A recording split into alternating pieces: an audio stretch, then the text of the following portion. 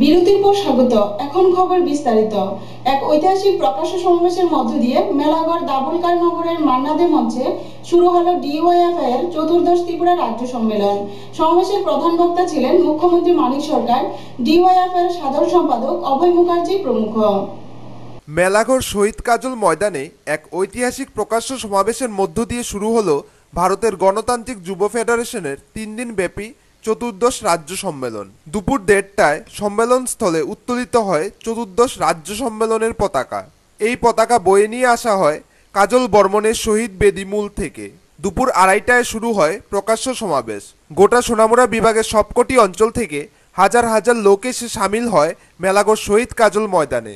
বেলা 1টা থেকেই সমাবেশস্থল পূর্ণ হতে শুরু করে। স্লোগানে গর্জে উঠেছিল গোটা মেলাঘর। সমাবেশের প্রধান বক্তা সিপিএম পলিট ব্যুরোর সদস্য মুখ্যমন্ত্রী মানিক সরকার। অন্যান্য বক্তারা হলেন ডিওয়াইএফআই এর সর্বভারতীয় সাধারণ সম্পাদক অভয় মুখার্জি, রাজ্যের প্রাক্তন যুব নেতা তথা যুব ক্রীড়া, শ্রম ও সংখ্যালঘু উন্নয়ন দপ্তরের মন্ত্রী শহীদ চৌধুরী, ডিওয়াইএফআই রাজ্য সম্পাদক অমল চক্রবর্তী, রাজ্য সভাপতি তাপস দত্ত সহ অন্যান্য নেতৃত্বরা। প্রধান বক্তার ভাষণে মুখ্যমন্ত্রী মানিক সরকার কেন্দ্রীয় সরকারের কর্মসংকোচন নীতির তীব্র বিরোধিতা করে বলেন, বিশ্বের দ্বিতীয় বৃহত্তম দেশ ভারতবর্ষে এখনো 20 কোটি বেকার রয়েছে। কেন্দ্রীয় সরকার যখন চাকরির দরজা বন্ধ করে দিয়েছে, তখন এ রাজ্যের বাম সরকার প্রতিনিয়ত চাকরি দিয়ে যাচ্ছে।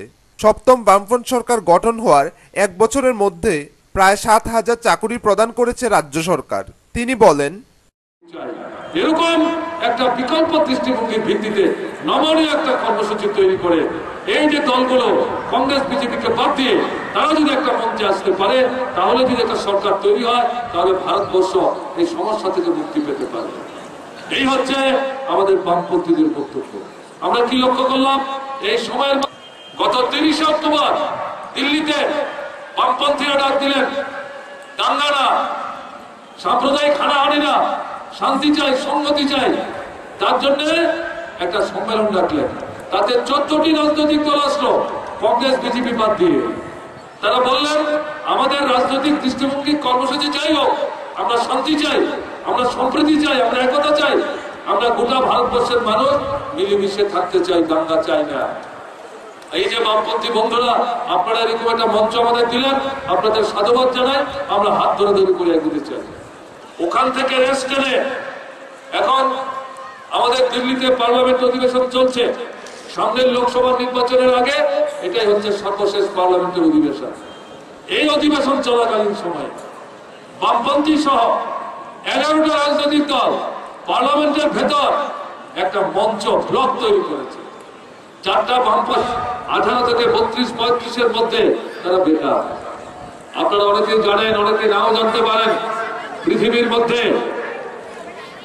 ভারতবর্ষ হচ্ছে জনসংখ্যার দিক থেকে চীনের পর দ্বিতীয় বৃহত্তম জনসংখ্যা সম্বলিত রাষ্ট্র। এই ভারতবর্ষের লোক সংখ্যার মধ্যে প্রতি 100 পরিকল্পনা তোমরা ঠিক করছো, অর্থনৈতিক নীতি তোমরা ঠিক করছো, শিক্ষানীতি, শিল্পনীতি, আমদানি নীতি, রপ্তানি নীতি, কৃষি নীতি, স্বাস্থ্যনীতি সব তোমরা ঠিক করছো। বেকারদের সমস্যা সমাধানের জন্য কি নীতি?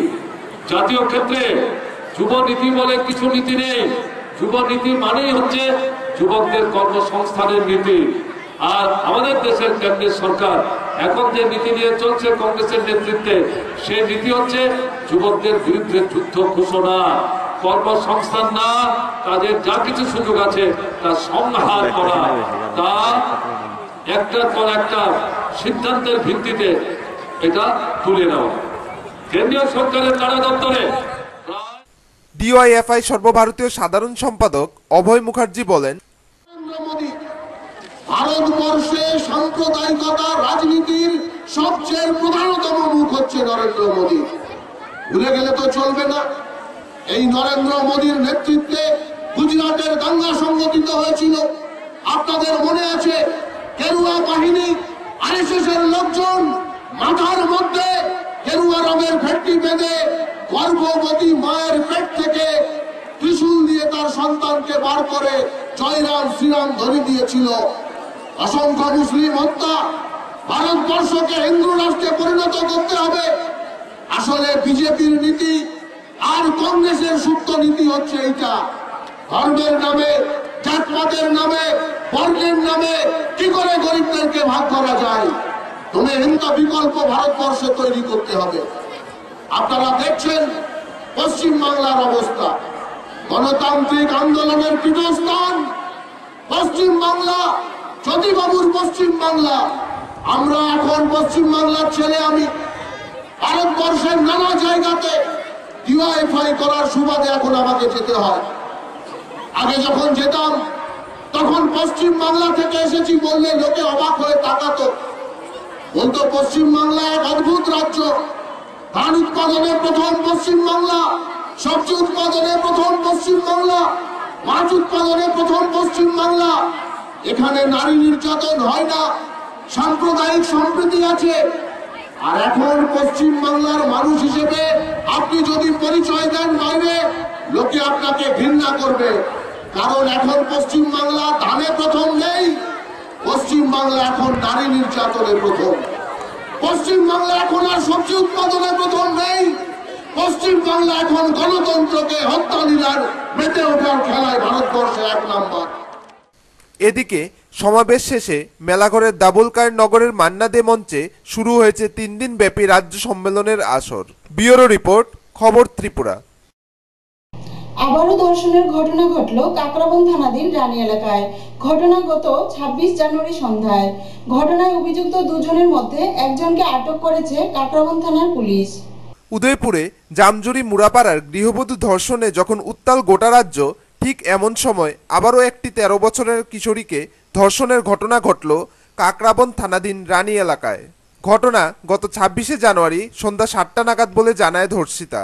জানা যায় ওই দিন এলাকার ওই 2 যুবক আক্তার হোসেন ও সুলতান মিয়া ওই মেয়েটিকে ফুসলিয়ে পাশের একটি রাবার বাগানে নিয়ে গিয়ে ধর্ষণ করে।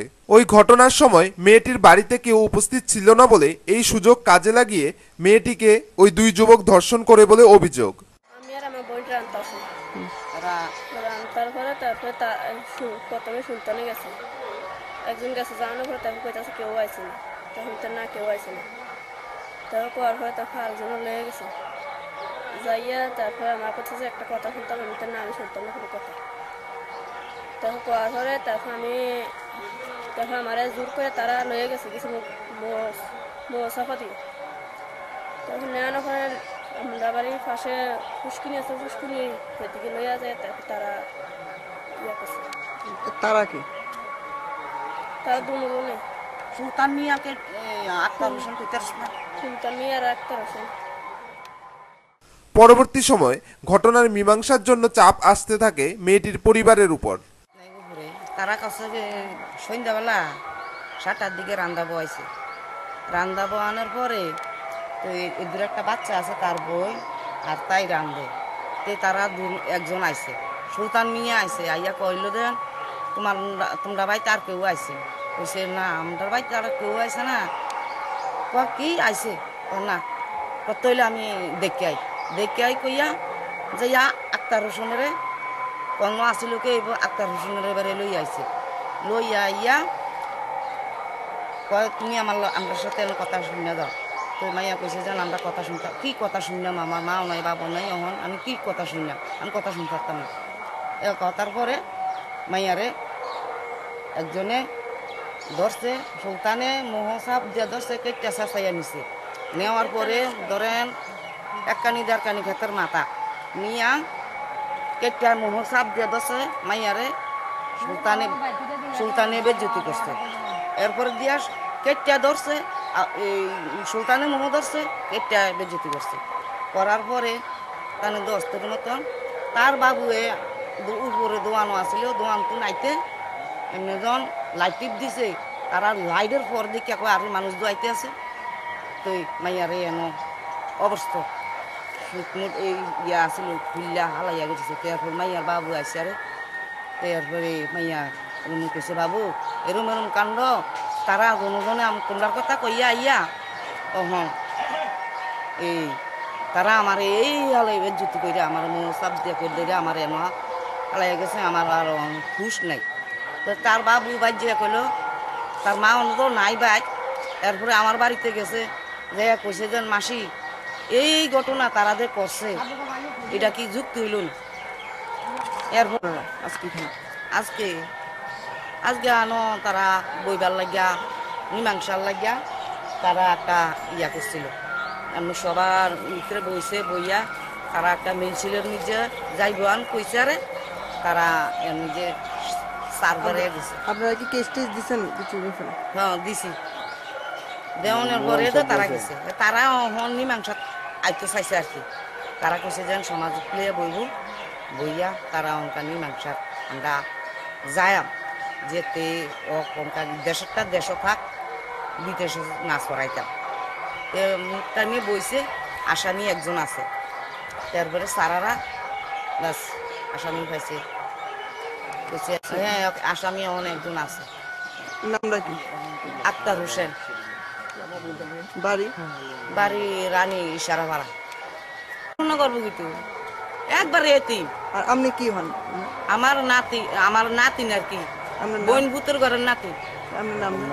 আমার নাম হচ্ছে অজুবা বিবি। তবে এলাকাবাসীর চাপে অবশেষে গতকাল কাকরাবন থানায় তার পরিবার একটি ধর্ষণের মামলা দায়ের করে। অভিযোগ পেয়ে পুলিশ আক্তার হোসেন নামে একজনকে আটক করলেও সুলতান মিয়া পলাতক। ধৃত আক্তার হোসেনকে আগামীকাল আদালতে তোলা হতে পারে। এদিকে ধর্ষিতা মেয়েটির মেডিকেল পরীক্ষাও করানো হয় বলে জানা গেছে। এসডিপিও রবীন্দ্র ভৌমিক জানান, 26 জানুয়ারি 4টার দিকে মেনলি ঘটনাটা কি হয়েছিল? ওই তো দুজন গেছে, দুজন বাড়িতে মা বাবা ছিল না ওই সময়, উঠে নিয়ে ঘটনা কি বাড়িতেই না? গোটা ঘটনায় এলাকায় চাঞ্চল্য ছড়িয়েছে। এদিকে মুড়াপাড়া গৃহবধূ ধর্ষণকাণ্ডের তদন্তের খোঁজখবর নিতে আজ কাকরাবন থানার রাজ্য পুলিশের আধিকারিকেরা আসেন এবং একটি বৈঠকও করেন, যদিও সময়ের জন্য তারা ঘটনাস্থল পরিদর্শনে যেতে পারেননি। আধিকারিকদের মধ্যে ছিলেন আইজি অনুরাগ ধানাঙ্কার, সৌরভ ত্রিপাঠী প্রমুখ। এই পর্যন্ত অভিযুক্ত যতজনের নাম জানা গেছে সবাই অ্যারেস্ট হয়েছে। আমরা তো জানি দুজনে অ্যারেস্ট করা হয়েছে। Case under investigation and progress, sufficient progress হয়েছে। আমার কাছে সাফিসিয়েন্ট এভিডেন্স আছে। এরপরে আমরা যে আর বাকি কিছু এভিডেন্স নিতে হবে, তারপরে আমরা। কাকরাবন থেকে বাণীব্রত দত্তের রিপোর্ট, খবর ত্রিপুরা। একই দিনে রাজধানীর দুটি ক্লাবের উদ্যোগে পৃথকভাবে রক্তদান শিবিরের আয়োজন করা হয়েছিল। রাজধানীর সাংস্কৃতিক পরিষদের উদ্যোগে আয়োজিত রক্তদান শিবিরের উদ্বোধন করেন মুখ্যমন্ত্রী মানিক সরকার। একই দিনে রাজধানীর দুটি ক্লাবের উদ্যোগে পৃথকভাবে আয়োজন করা হয়েছিল রক্তদান শিবিরের। রাজধানীর শান্তিনিকেতন সাংস্কৃতিক পরিষদের উদ্যোগে সংস্থার 40তম প্রতিষ্ঠা দিবস উপলক্ষে আয়োজন করা হয়েছিল এক রক্তদান শিবিরের। উদ্বোধন করেন মুখ্যমন্ত্রী মানিক সরকার। এছাড়া উপস্থিত ছিলেন সংস্থার কর্মকর্তারা। উদ্বোধকের ভাষণে মুখ্যমন্ত্রী মানিক সরকার বলেন, এই ত্রিপুরাতে স্বেচ্ছা রক্তদানের কোনো রেওয়াজ ছিল না। প্রয়োজনের রক্ত সংগ্রহ করার জন্য বাইরের রাজ্যের উপর ত্রিপুরার মানুষকে নির্ভরশীল হয়ে থাকতে হতো। কলকাতা থেকে রক্ত আনতে হতো। এই অবস্থা থেকে উত্তরণে আমাদের রামকৃষ্ণ মিশন, স্বাস্থ্য দপ্তর বিশেষভাবে উদ্যোগ গ্রহণ করে।